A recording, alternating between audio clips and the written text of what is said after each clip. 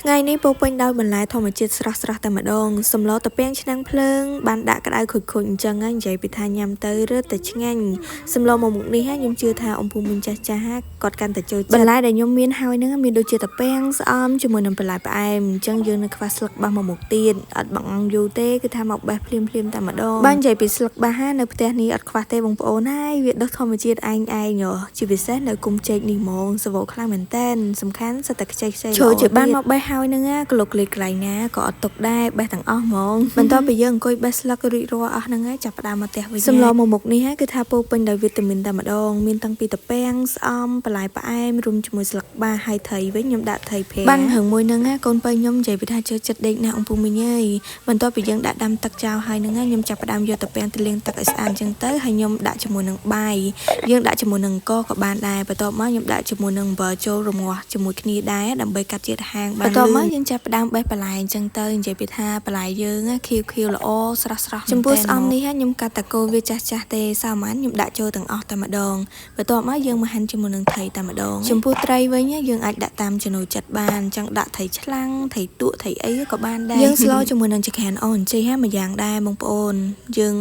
អត់សូវចំណាយពេលយូរទេលឿនហ្មងសំខាន់អត់អស់ក្រាបន្ទាប់ពីទឹកពុះហើយហ្នឹងខ្ញុំចាប់ផ្ដើមបើកកម៉ូបហ្មងហើយយើងកូរវាបន្តិចទៅដើម្បីកុំឲ្យជាប់បាត់ឆ្នាំសម្រាប់ខ្ញុំអត់ដឹងមិនទេឲ្យតែពេលធ្វើម្ហូបដឹងតែលើកដៃច្រត់ដាក់លើចង្កេះអូតូតែម្ដងកំឡុងពេលរងាស់តាពាំងហ្នឹងក៏ឈៀតនំគ្នាមកបេះតវ៉ៃចុចអំបិលម្ទេសអីទៀតសំខាន់ដាំតវ៉ៃនៅមុខហ្នឹងតវ៉ៃធម្មជាតិអញ្ចឹងមិនសូវជាល្អទេប៉ុន្តែរសជាតិឆ្ងាញ់ហើយបើនិយាយពីភ្ញៀវនេះជ្រលក់អំបិលម្ទេសអញ្ចឹងទៅរត់តែជាតិហ្មងប៉ុន្តែអូនរតនាអត់សូវជាតិទេអង្គពូមិញ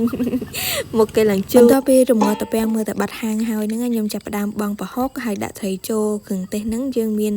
អំបិលស្ករប៊ីចេងនឹងឯងសំខាន់តាពាំងដែលខ្ញុំយកមកស្លនេះគឺថានៅឡើងខ្ចីល្អខ្លាំងមែនតើហ្មងអញ្ចឹងរងាស់ទៅក៏វាអត់សូវជាយូរប្រហែលដែរវាអត់សូវហាងខ្លាំងដួសពពុះចេញហើយហ្នឹងយើងចាប់ផ្ដើមដាក់បន្លែចូលតែម្ដងមានដូចជាស្អំហើយបន្លែខៀវស្លឹកយើងនេះបន្លែខ្ញុំថ្ងៃនេះមានតែ3-4មុខនឹងឯងអត់មានផ្លែអានោងអត់មានអីបន្ថែមទេបើបានបន្លែច្រើនមុខកាន់តែឆ្ងាញ់បន្ទាប់ពីយើងបង់បន្លែខៀវហើយហ្នឹងទុកឲ្យវាពុះមើលតែបន្លែឆ្អិនសព្វល្អរួចរាល់ជាការស្រេចហើយថ្ងៃនេះខ្ញុំដាក់ជាមួយនឹងឆ្នាំងភ្លើងហើយយើងដាក់ខ្ជូងពីកណ្ដាលអញ្ចឹងទៅ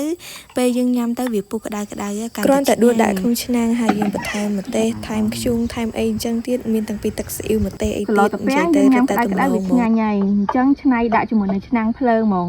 ដាក់ខ្ជូងឲ្យអាយទៀតឡើងតំណងហ្មងណាចាប់អត់ធំហ្មងអូនពូមិញ